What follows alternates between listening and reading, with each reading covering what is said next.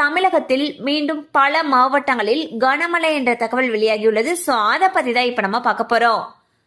மத்திய கிழக்கு அரபிக்கடல் மற்றும் அதனை ஒட்டிய தெற்கு கொங்கன் கடலோர பகுதிகளில் காற்றழுத்த தாழ்வு மண்டலம் நிலவி வந்தது.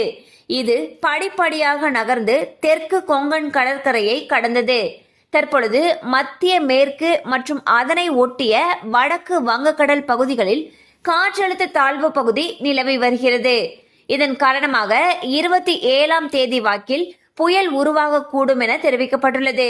மேலும் மே 28ஆம் தேதி முதல் மே 30ஆம் தேதி வரை மத்திய மற்றும் வடக்கு வங்காள விரிகுடாவில் மணிக்கு 55 கிலோமீட்டர் வேகத்தில் பலத்த காற்று வீச வாய்ப்பிருப்பதாக தெரிவிக்கப்பட்டுள்ளது.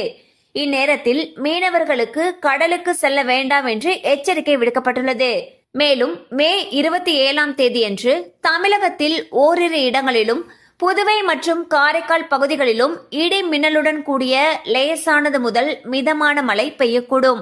ஓரிரு இடங்களில் தரைக்காற்று மணிக்கு 40 முதல் 50 கிலோமீட்டர் வேகத்தில் வீசக்கூடும். கோயம்புத்தூர் மாவட்டத்தின் மலைப்பகுதிகள் மற்றும் நீலகிரி மாவட்டத்தில் ஒரு சில இடங்களில் கன முதல் மிக கனமழையும், திருப்பூர், திண்டுக்கல், தேனி, தென்காசி, திருநெல்வேலி மற்றும் கன்னியாகுமரி மாவட்டங்களில் ஓரிரு இடங்களில் கனமழை பெய்யவும் வாய்ப்புள்ளது. ஸோ பாத்தீங்கன்னா தமிழகத்துல அடுத்த 3 நாட்களுக்கு பல இடங்கள்ல மழைக்கு வாய்ப்பிருப்பதாக வானிலை ஆய்வு மையம் அறிவிச்சிருக்காங்க.